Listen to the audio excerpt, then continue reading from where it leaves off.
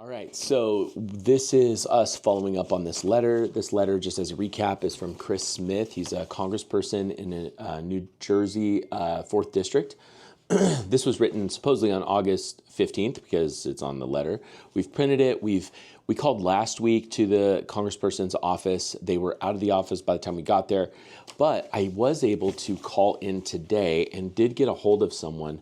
Our goal in calling them is to firstly verify, make sure that this is, not like Twitter or X, whatever, Photoshop, We did find it through another seller who's supposedly a constituent and has filed a complaint. And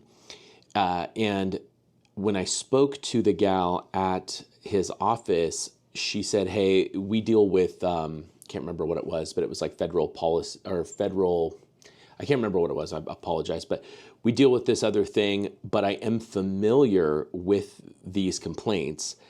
And let me give you our DC office number, which I've typed in already. We're going to call them live. This is the first time we've called them.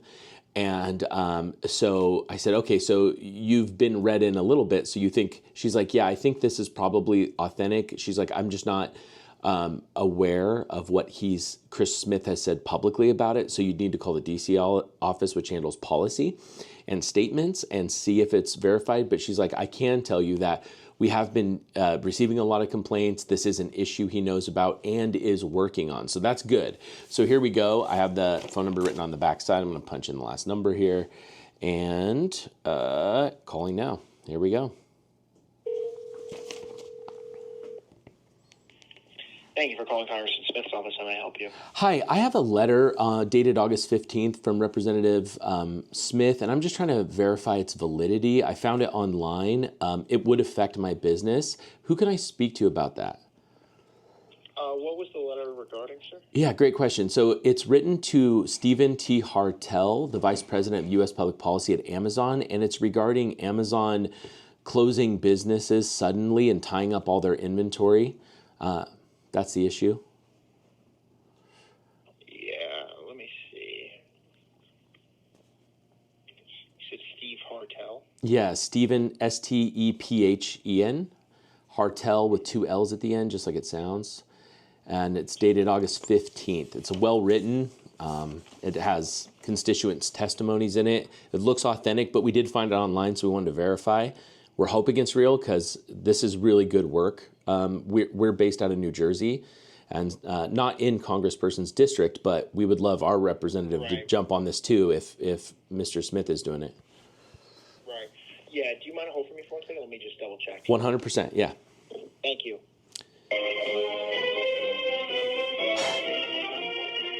Patriotic. While we're waiting, you should contact your congresspeople if you have, concerns and things like that. That's what they're there for. So this is cool. Hopefully he is working on this. This would be great. It is a real problem in Amazon. It's all over Twitter. There's this huge ban wave. Accounts that have been on for 5, 6, 7 years getting, just suddenly gated on products that they have hundreds of thousands of dollars tied up in and can no longer sell with 1 day's notice, 24 hours notice, which is obviously it's okay that if those brands want to take back their listings and, that's their right. But it would be great if the policy were changed to give, the third-party sellers who've been selling those brands consistently for years more notice to be able to sell through that inventory and then just not put any new in. Hello? Hey, Hello, yeah. Hi, yes, it is real. I just verified. Yes, we did send it out. Awesome. And, it would be great if you can convince your congressman. Yeah, we will work on our congressperson as well. Is there anything that we can do? So we're an Amazon management company right out in New Jersey. We represent 180 sellers. Is there any place that we can go to sort of follow along on this journey or even contribute to it?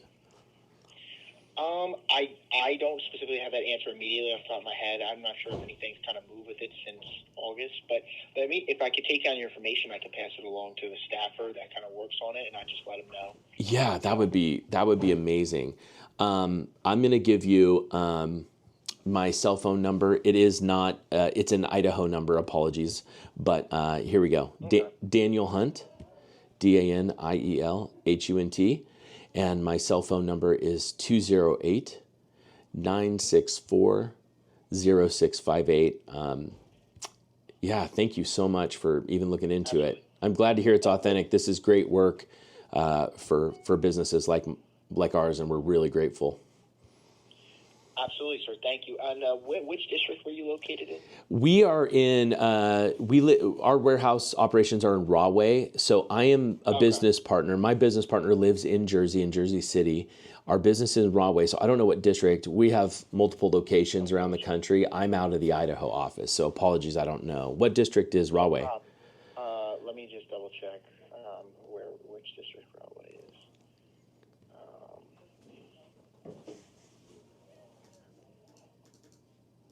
Give me one more second. Yeah, because we will call our congressperson as well and just be like, dude, Chris Smith's working on this. Can we get on this boat? Like, get you on board? Absolutely.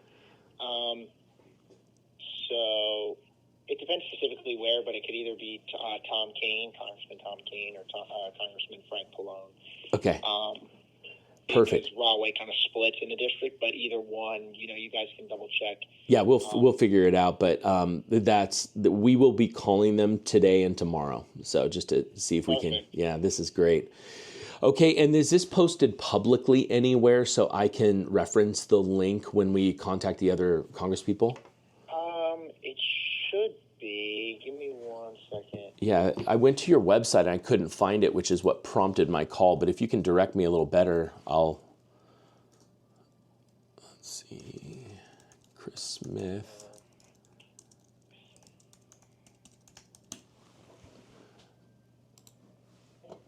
Yeah, I'm on your website right now. Yeah, sometimes stuff gets pushed down, whatever. Yeah, so I was looking in the latest news search bar. I searched the names and nothing came up, so I just didn't know. How did you, if you don't mind me asking, how did you find it if it wasn't on the website? Yeah, it was posted on X by another seller who claims that he's one of the constituents that complained and was provided the letter via email. Okay. All right. I'm not sure if it was specifically addressed to this constituent. And it does not appear to be. No, it looks like a public letter. It's addressed to Stephen T. Hartel. Dear Mr. Hartel. Yep. Okay. Yep. Do you mind holding for 1 second? Let me see if it's public. Yeah, great. Thank you.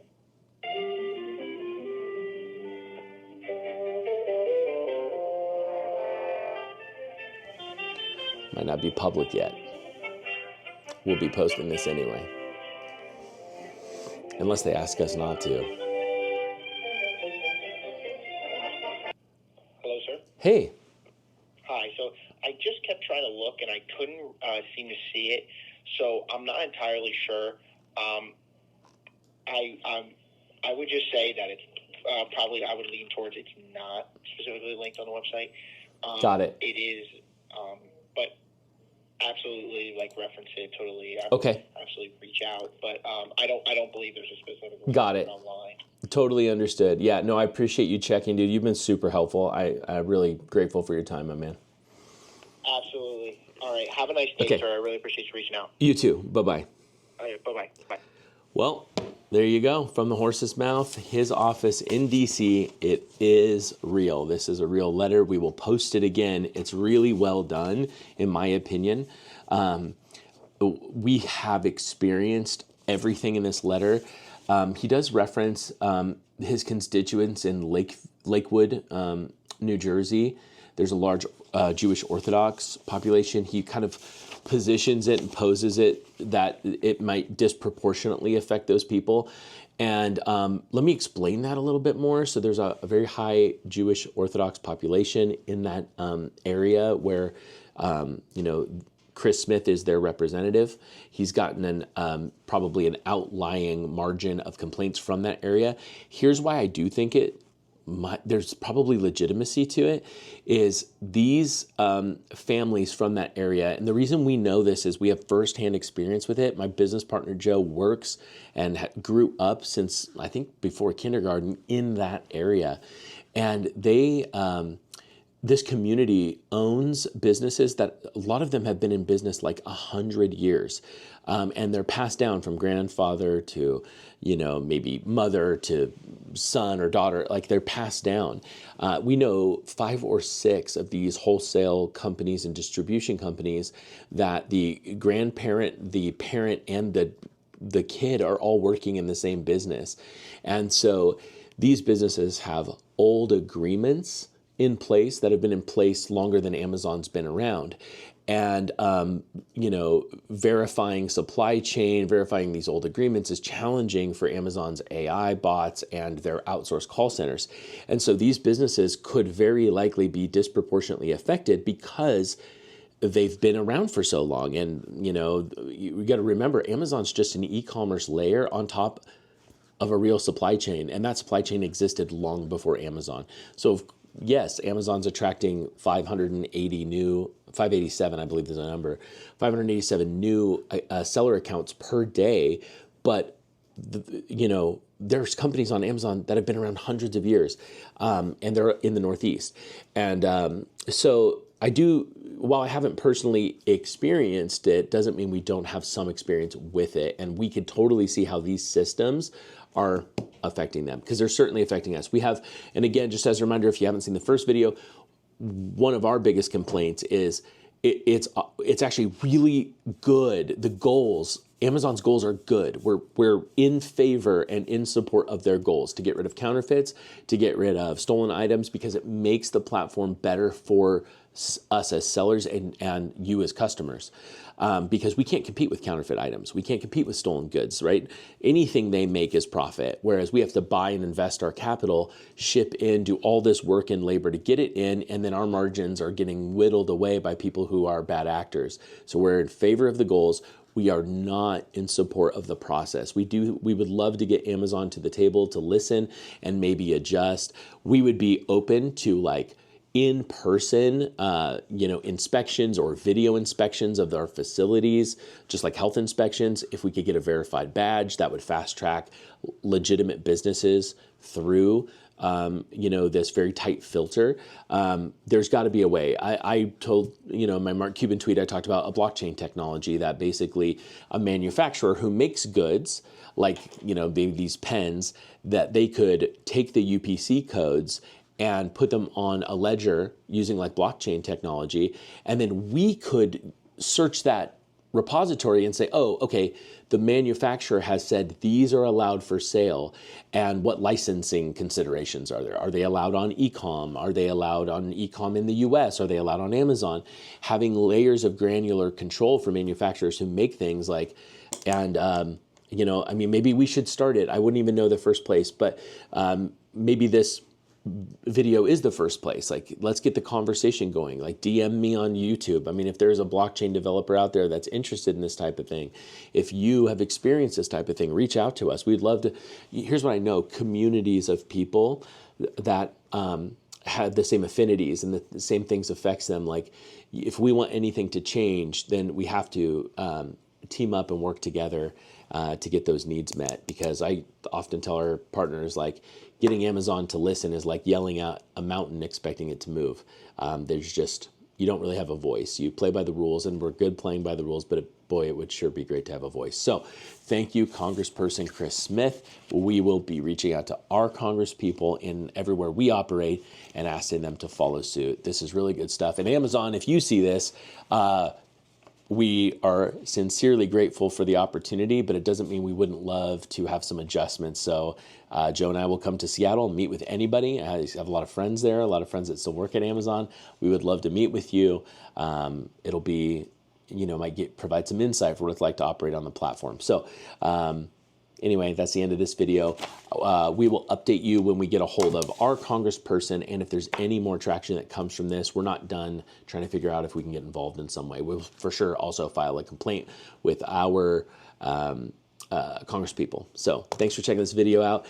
You know what, Greg, let's host the letter. Let's host it, and we will put a download link to the letter so that you can get this letter too. We will host it on our website, and we will make it. Now that we know it's authentic, we're going to talk about it far and wide. Maybe we can roll out this video with one of those bangers from the call. Cheers.